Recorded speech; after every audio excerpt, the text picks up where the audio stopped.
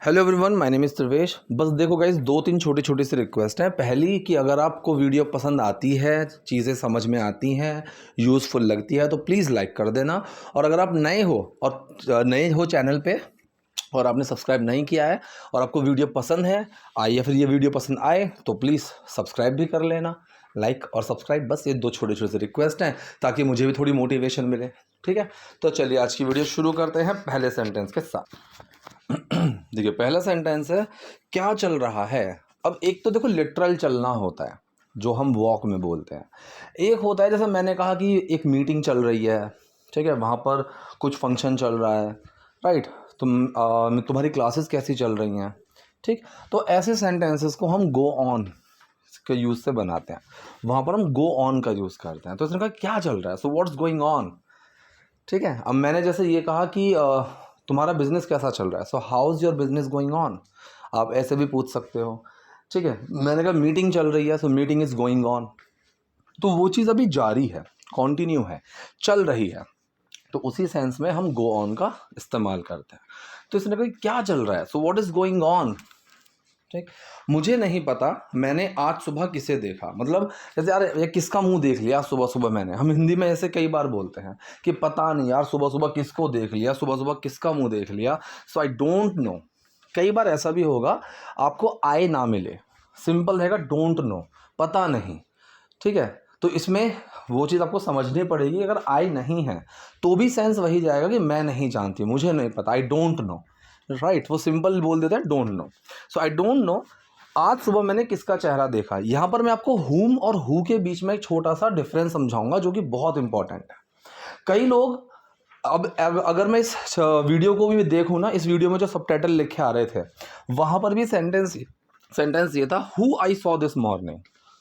ये सेंटेंस बिल्कुल गलत है। हु आई सॉ, हु और हुम में एक छोटा सा बेसिक फर्क ये होता है कि अगर मैं जो या जिसकी बात करूं, कि जो लड़का बाहर खेल रहा है, जिस लड़के को मैंने देखा था, जिस लड़के ने तुम्हें मारा था, ठीक है, इस तरह के सेंटेंस में हम हु या हुम लगाते हैं। लेकिन डिफरेंस क्या है, डिफरेंस ये है कि अगर वो लड़का या फिर जिस लड़का, ये सब्जेक्ट का पार्ट है, मतलब अगर ये काम करता है, अगर ये डूअर है तो वहाँ पर हम हु का यूज़ करते हैं। लेकिन अगर वो डूअर नहीं है तो हम वहाँ हुम लगाते हैं। जैसे मैं बोलूँ कि जिस लड़के ने तुम्हें डांटा था, अब यहाँ पर जिस लड़के ने काम किया तो यहाँ हु आएगा, the boy who scolded you.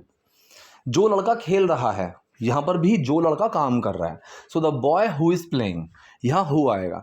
जिस लड़के को मैंने देखा था, ठीक, यहाँ पर जिस लड़के ने कोई काम नहीं किया, देखने का काम मैंने किया, सो द बॉय हुम आई सॉ, हुम आएगा ना कि हु। छोटा सा फर्क है, बहुत इंपॉर्टेंट है, कई लोग इसमें गलतियां करते हैं, ठीक है। तो इस सेंटेंस को देखो, पता नहीं आज सुबह किसको देखा मैंने, यहाँ पर क्या उसने कोई काम किया, मतलब किसको, ये जो हु पर्सन है इसने कोई काम किया, नहीं किया, तो यहाँ हु नहीं आएगा, हुम आएगा। देखने का काम तो मैंने किया, तो ये अपने लिए बोले कि मैंने किसकी शक्ल देख ली, right. So I don't know whom I saw this morning. So who I saw की जगह यहाँ पर हमने हुम आई सॉ लगाया। सारी चूड़ी की दुकानें बंद हैं, ठीक है, सारी चूड़ी की दुकानें बंद हैं। अब इसने क्या बोला यहाँ पर, एक स्टेट ऑफ बीइंग का सेंटेंस बनाया कि वो किस कंडीशन में है, बंद की कंडीशन में है। ये स्टेट ऑफ बीइंग सुनने में बहुत इजी लगता है क्योंकि बचपन से हम ऐसे सेंटेंसेस बोलते सुनते आ रहे हैं कि I am a boy, she is a girl, I was busy, I was sick. लेकिन इसके आगे अब जो हैव बीन है, ठीक है, बीइंग है, बीइंग है, ये क्या समझेंगे, would have been, being, had, ये कैसे समझेंगे, वो चीज़ समझनी बहुत इंपॉर्टेंट है। इसीलिए mostly teachers use these kind of things to teach की state of being, state of possession. Although being a teacher I would say I don't even like to teach like this, लेकिन मेरी class में भी मुझे ऐसे ही पढ़ाना पड़ता है क्योंकि मेथड ही यही है, ठीक है। ऑल्दो हमारी ऑनलाइन क्लासेस की भी परफॉर्मेंस बहुत ही अच्छी है। I have seen lots of people are doing marvellous job over there. जो लोग टिके रहे, कुछ लोग आए चले गए, वो छोड़ो। तो सारी चूड़ी की दुकानें बंद हैं, ऑल द बैंगल्स शॉप। अब यहाँ पर सब्जेक्ट क्या है, यहाँ पर सब्जेक्ट वो है जिसकी हम बात कर रहे हैं। तो क्या बंद है, सारी चूड़ियों की दुकान, सो ऑल द बैंगल शॉप्स। ये फिर हेल्पिंग वर्ब आया आर, अब वो क्या है, बंद है, closed, so all the bangle shops are closed, ठीक है। मैं चूड़ियाँ कैसे खरीदूँ, मैं चूड़ियाँ कैसे खरीदूं? So how do I buy bangles? अब देखो ऐसे सेंटेंसेस क्या करूं, कैसे बोलूं, इसके ऊपर मैं क्लास में भी प्रॉपर पढ़ा चुका हूं। और देखो सैटरडे संडे की एक्स्ट्रा क्लासेस भी मैं देता हूं। हालांकि कोशिश करता हूं कि मैं दोनों दिन अवेलेबल रहूं, लेकिन सिंस यू नो कि वीकेंड पर बहुत अनफोर्सिन प्लान्स आ जाते हैं, गेस्ट आ जाते हैं, so sometimes I don't get to do it. लेकिन एक दिन तो रहती ही है, और कई बार सैटरडे संडे दोनों ही मैं मैनेज कर पाता हूँ। ठीक है, तो सैटरडे संडे को हम ऐसी क्लासेस में ये टॉपिक्स को पढ़ते हैं, क्योंकि ये टॉपिक्स ना एक प्रॉपर जर्नी का पार्ट नहीं है। सिंस मैंने अभी तक अपना कोई प्रॉपर वैसा कोई कोर्स नहीं बनाया है, मैं कोई कोर्स अपना डिज़ाइन करूं, उसमें सारी चीज़ों को मैनेज करके एक लिखूं, एक तरीके से सीक्वेंस बनाऊं, so I think I will be covering all these things leisurely. But since अभी ऐसा नहीं है, सो इट्स नॉट पॉसिबल। तो जैसे ये कि मैं कैसे करूं, मैं कहाँ जाऊं, मैं कैसे बोलूं, किसको बताऊं, ऐसे सेंटेंस को आप कई तरीके से बना सकते हो। पहला, आप सिंपल शुड लगाओ। जैसे मैंने कहा कैसे करूं, so how should I do. ठीक है, दूसरा कैन लगा सकते हो, हाउ कैन आई डू। तीसरा आप सिंपल टू लगाओ, हाउ टू डू। और चौथा आप डू लगाओगे, लेकिन डू के बाद हमेशा सब्जेक्ट लगाना पड़ेगा, how do I do this, इस तरीके से। अब यहाँ पर इसने बोला कि मैं चूड़ियाँ कैसे खरीदूँ, how can I buy bangles. ठीक है, how should I buy bangles, how to buy bangles, या फिर how do I buy bangles. ठीक है, तो सारे तरीके सही हैं।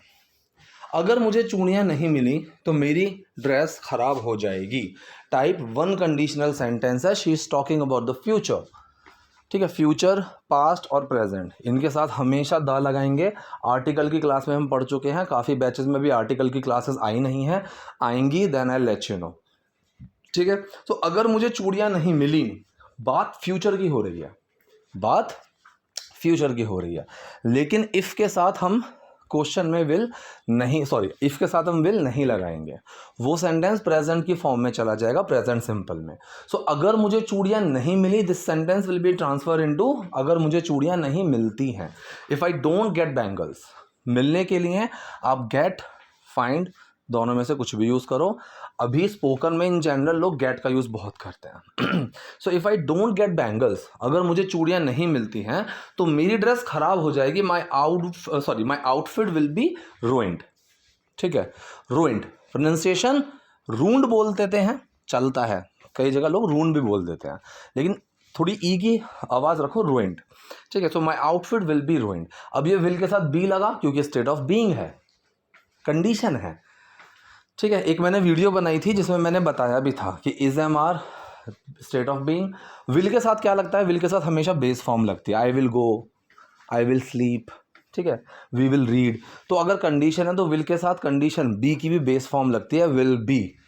अगर ये छोटा सा पॉइंट, मतलब छोटी सी ये चीज़ है स्टेट ऑफ बीइंग, अगर ये समझ में आ गया ना किसी को आराम से, तो मैं नहीं मानता कि उसको इंग्लिश के कॉन्सेप्ट्स में कोई दिक्कत आ सकती है, मैं नहीं मानता। उसको सारी हेल्पिंग वर्ब्स के लॉजिक समझ में आ जाएंगे। एंड मोस्टली जो बच्चे मेरे पास टिके हुए हैं सबको पता है। ठीक है, so if I don't get bangles my outfit will be ruined. लेकिन वो सड़क पर चूड़ियाँ बेच रहा है, प्रेजेंट कॉन्टिन्यूअस सेंटेंस, बट वो सड़क पर चूड़ियाँ बेच रहा है, ये तो सिंपल है, he is selling bangles on the road. ठीक है, ऑन का यूज़ क्यों किया, सरफेस की बात हो रही है इसीलिए ऑन द रोड। इसमें तो कुछ समझाने वाली चीज़ ही नहीं है, प्रेजेंट कॉन्टिन्यूअस का एक सिंपल सेंटेंस है। इसने बोला कि मुझे चूड़ियाँ खरीदने के बाद ही चैन पड़ेगा, ये वह नहीं है, इसको मुझे दोबारा से बनाना पड़ेगा। सो मुझे चूड़ियाँ खरीदने के बाद ही चैन पड़ेगा, राइट। तो सेंटेंस है आई विल बी कंटेंट। अभी मैंने कुछ क्लास में पढ़ाया था, अभी पढ़ाया ये मैंने लास्ट वीक ही। ठीक है, आई विल बी कंटेंटेड, कुछ लोग कंटेंटेड भी बोलते हैं और कुछ लोग नॉर्मल कंटेंट बोलते हैं। सो आई विल बी कंटेंट, ठीक है, ओनली आफ्टर बाइंग बैंगल्स। अच्छा, मैंने ये चीज़ बताई हुई है कि आफ्टर के बाद अगर एक्शन आए तो उसमें आईएनजी लगाते हैं। इस चीज़ में बहुत कंफ्यूज हो गए हैं, मतलब कुछ लोग इस चीज़ की वजह से गलत सेंटेंस भी बना रहे हैं, क्योंकि इसका एक छोटा सा एक हिस्सा एक और समझो। अगर सब्जेक्ट एक ही है, ठीक है, और वो इस सेंटेंस को बोलता है कि जैसे मैंने बोला कि ये क्लास लेने के बाद मैं सो जाऊँगा, राइट, तो यहाँ पर क्लास भी मैं ही ले रहा हूँ और सोऊंगा भी मैं ही, तो दोनों काम एक ही सब्जेक्ट कर रहा है। यहाँ पर आफ्टर के बाद, बिफोर के बाद आप आईएनजी लगा सकते हो, like I will sleep after taking this class. लेकिन अगर मान लो दो सब्जेक्ट हैं, जैसे पापा के आने के बाद मैं सो गया था, यहाँ पर नहीं लगा सकते। अब सेंड आने के बाद, करने के बाद तो सर ने तो ये पढ़ाया कि आफ्टर प्लस आईएनजी लगाएंगे, लेकिन यहाँ पर दो सब्जेक्ट अलग अलग हो गए, यहाँ पर ये चीज़ काम नहीं करेगी। यहाँ पर मुझे आफ्टर के बाद दूसरा सब्जेक्ट लगाना पड़ेगा। ये चीज़ आफ्टर, बिफोर, वाइल सब में है। वाइल के ऊपर तो मैंने पढ़ाया भी हुआ है स्पेसिफिकली, लेकिन आफ्टर बिफोर पर मैंने ऐसे नहीं समझाया था। So now I try to make it clear, ठीक है। सो अब मैं यहाँ पर बोलूँगा कि I slept after my father came. So after के बाद दूसरा सब्जेक्ट लगा दिया, माई फादर। इसी तरीके से यहाँ पर चूड़ियाँ खरीदने के बाद ही मुझे चैन पड़ेगा, यहाँ पर खरीदूंगी भी मैं ही और चैन भी मुझे ही पड़ेगा। ये लड़की का एक ही सब्जेक्ट है, तो आई will B content only after buying bangles, ठीक है। क्या ये चूड़ियाँ मेरी डिज़ाइनर ड्रेस से मेल खाएंगी? अब इसने सेंटेंस पूछा, एक क्वेश्चन पूछा जिसका आंसर हम यस या नो में दे सकते हैं, ठीक है। मैक्सिमम लोग गलती क्या करते हैं, हम रट लेते हैं कि अगर सवाल क्या से शुरू हो रहा है तो हेल्पिंग वर्ब आएगा पहले। ये चीज़ हर जगह सही नहीं जाएगी। अगर आपसे डॉक्टर ये पूछ ले कि क्या खाया था तुमने सुबह खाने में, अब दिमाग तो यही है कि भाई क्या से सेंटेंस शुरू हो रहा है, ठीक है, तो हेल्पिंग वर्ब से शुरू होगा। नहीं, आपको ऐसे नहीं समझना है, क्योंकि इस सेंटेंस का हम क्वेश्चन जो को ट्रांसलेट करेंगे तो इसमें हेल्पिंग वर्ब से शुरू नहीं कर सकते।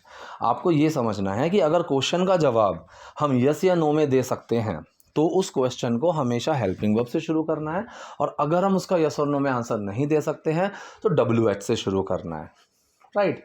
अब जैसे डॉक्टर ने पूछा कि क्या खाया था, इसका आंसर हम यस और नो में नहीं दे सकते, बताना पड़ेगा कि छोले भटूरे खाए थे, पोहा खाया था, बताना पड़ेगा। तो यहाँ पर हेल्पिंग वर्ब से शुरू नहीं कर सकते, WH से शुरू होगा कि what did you have, what did you eat in the breakfast today, right. चलिए, अब यहाँ पर है कि क्या ये चूड़ियाँ मेरी डिज़ाइनर ड्रेस से मेल खाएंगी, इसका आंसर यस और नो में दे सकते हैं, तो इसलिए हेल्पिंग वर्ब से शुरू करा कि will these bangles, right, will these bangles match my designer clothes, कि क्या ये मेरे डिज़ाइनर क्लोथ के साथ मैच होगी। ये अपनी कीमत से ज़रा भी टस से मस नहीं होगा। अब ये सोच रही है, राइट, कि शायद ये बंदा जो है ना अपनी कीमत से टस से मस नहीं होगा। अब ये टस से मस को कैसे बोलते हैं, बिल्कुल भी हिलना, बिल्कुल भी उस चीज़ से टस से मस होना, इसको हम कई तरीके से बोलते हैं। मतलब वैसे प्रोसेस तो सेम ही है। इसको बज एन इंच, ठीक है, बज अ टैड या फिर बज अ बिट, इनको हम यूज़ करते हैं। तो बज का मतलब हिलना, टैड, बिट या इंच का मतलब होता है थोड़ा सा, राइट। तो थोड़ा सा भी हिलना, टस से मस होना, इस तरीके से हम इसको बोलेंगे। तो इसने बोला कि ये अपनी कीमत से ज़रा भी टस से मस नहीं होगा। फ्यूचर का सेंटेंस है, नेगेटिव सेंटेंस है, सब्जेक्ट आएगा, हेल्पिंग वर्ब आएगा, नॉट आएगा, एक्शन आएगा। सो ही, सब्जेक्ट, हेल्पिंग वर्ब विल, साथ में नॉट, एक्शन, बज an inch. So he will not बज an inch on his price, right, कि वो अपने प्राइस से टस से मस नहीं होगा। ऑन भी लगा सकते हो, फ्रॉम भी लगा सकते हो, कोई दिक्कत नहीं है, ठीक है। सही तरीका ऑन ही है। प्रेपोजिशन में मैंने फ्रॉम के यूजेस पढ़ाए हुए थे, ठीक है। चलिए भैया, आज सारी चूड़ी की दुकानें बंद हैं। अब इसने बोला कि आज सारी चूड़ी की दुकानें बंद हैं, so all the bangles shops, ठीक है। ऑल के साथ हमेशा याद रखो, क्योंकि अभी जैसे मैंने कहा ना कि ऑल जो होता है ना, ऑल पार्ट्स को लेकर चलता है, और ऑल के साथ हमेशा एक नाउन रहेगी, ठीक है। जैसे मैं कहूँ आई कॉल्ड देम ऑल, ठीक, आई कॉल्ड ऑल, अगर मैंने ये बोला है कि मैंने सबको कॉल किया, ये सेंटेंस गलत हो जाएगा, क्योंकि ऑल के साथ कुछ लगाना पड़ेगा। किसको? I called all the members of my class, इस तरीके से। अगर मैं बोलूँ कि आई कॉल्ड ऑल, ये गलत है। यहाँ पर हम एवरीवन लगा सकते हैं, आई कॉल्ड एवरीवन। एवरीवन के साथ अगर आप कुछ नाउन नहीं लगा रहे हो कोई दिक्कत नहीं है, ऑल के साथ लगाना पड़ेगा, ठीक है। तो इसने यहाँ पर ऑल द बैंगल्स शॉप्स, ठीक है, सारी चूड़ी की दुकानें, इसमें होल नहीं लगा सकते क्योंकि वो टुकड़ों की बात कर रही है, दुकानें इंडिविजुअल हैं, तो वहाँ पर ऑल का यूज़ करेंगे। जैसे मैंने कहा कि all my students of batch, या फिर all the students of my batch, ठीक है, all the students of my batch, यहाँ पर ऑल पार्ट्स को दिखा रहा है, all the students of my batch. अगर मैं इसको बोलूँ my whole batch, my all batch नहीं बोल सकता कि my all batch is performing very good, ये गलत हो जाएगा। जब मैं उसको एक पूरे होल में पूरा लेता हूँ पूरा, तो वहाँ पर होल आएगा, माई होल बैच। और अगर मैं उसके टुकड़ों की बात करूँ, बैच में क्या है, स्टूडेंट्स ही तो हैं, so all the students of my batch, ठीक है। So all the bangle shops are close today, सारी चूड़ी की दुकानें बंद है, कंडीशन आ गया। तो फिर आपने अपनी दुकान क्यों खोली है, ठीक है। Then why have you opened your shop. अब देखो यहाँ पर क्वेश्चन आया ना, जिसका आंसर हम यस या नो में नहीं दे सकते, उसको बताना पड़ेगा कि क्यों खोली है। इसीलिए ये सेंटेंस हेल्पिंग वर्ब से शुरू नहीं हुआ, WS से शुरू हुआ है कि वाई, क्यों। So why have you opened your shop, ठीक। क्योंकि मेरी कमाई इतनी नहीं है कि दुकान बंद करके मैं घर चला जाऊं, ठीक है। यहाँ पर इतना जितना उतना, मैंने बहुत ही इंपॉर्टेंट टॉपिक है ये, भयंकर इंपॉर्टेंट टॉपिक है, और इस टॉपिक को मैं क्लासेस में कई बार पढ़ा चुका हूँ। लेकिन इसके और भी तरीके हैं, जैसे यहाँ पर है, मेरी कमाई इतनी नहीं है, I don't earn as much as, ऐसे भी लगा सकते हो, ठीक है। लेकिन इसने कैसे बोला, आई डोंट अर्न इनफ, मैं इतना ज़्यादा नहीं कमाता हूँ, to close the shop and go home, कि दुकान बंद करूँ और घर चला जाऊँ, किसी काम को करके। ऐसे सेंटेंस को हम कई तरीके से बोल सकते हैं। By doing something, by closing my shop I can go home, after plus ING, after closing my shop I can go home, having plus third form, having closed my shop, ठीक है, सीधा ING क्लोजिंग माई शॉप। या फिर सबसे अच्छा है, उस sentence को 2 हिस्सों में तोड़कर एंड से लगा दो, जैसे अब बना कि I don't earn enough to close the shop and go home, ठीक है। चलिए, मुझे अपनी पत्नी और बच्चों का ख्याल रखना है, मुझे कोई काम करना है, ये बहुत बढ़िया है। I have to, need to, want to, suppose to, am to, कुछ भी लगाओ। इसने यहाँ पर हैव टू करके बोला क्योंकि वो कंपल्शन है, मजबूरी है। इसको वो चाहता तो नीड करके भी बोल सकता है, आई नीड टू, मतलब इस चीज़ की ज़रूरत है मुझे करने की। और सपोज टू भी सही था, क्योंकि वो एक रिस्पॉन्सिबिलिटी को दिखाता है कि I am suppose to do this, ये चीज़ की मुझसे एक उम्मीद की जाती है, ये मेरी ड्यूटी है, ठीक है। तो इसने बोला कि I have to take care of my wife and children, कि मुझे उनकी देखभाल ही करनी है। I have to, I need to take care of my wife, ये भी सही था, ठीक है। अगर मैं चूड़ियाँ नहीं बेचूंगा तो उन्हें खिलाने के लिए पैसे कहाँ से लाऊंगा। Again type 1 conditional sentence, future की बात चल रही है और कंडीशन लग गई। तो कंडीशन जिसमें लगी हुई है उस क्लॉज में हम इफ़ नहीं, इफ़ के साथ विल नहीं लगाएंगे, उसमें प्रेजेंट इंडेफिनिट लगाना पड़ेगा। सो if I don't sell bangles, अगर मैं नहीं बेचूंगा, ऐसे मत बोलना कि इफ़ आई विल नॉट, ये गलत है, sorry. If I don't sell bangles, दूसरे क्लॉज में आप वो वाला मॉडल लगा सकते हो, whatever it is required है, ठीक है। So how will I get money to feed them. If I don't sell bangles, अगर मैं चूड़ियाँ नहीं बेचूंगा, then how will I get money, तो मैं पैसे कहाँ से लाऊंगा, टू फीड दैम, उन्हें खिलाने के, ठीक है। आई होप, शायद इतना ही है ना, हाँ। आई होप वीडियो आपके लिए यूजफुल रही होगी। कोई डाउट है तो कमेंट बॉक्स में बताइएगा, और वीडियो पसंद है लाइक कीजिए, चैनल को सब्सक्राइब कीजिए। Thank you.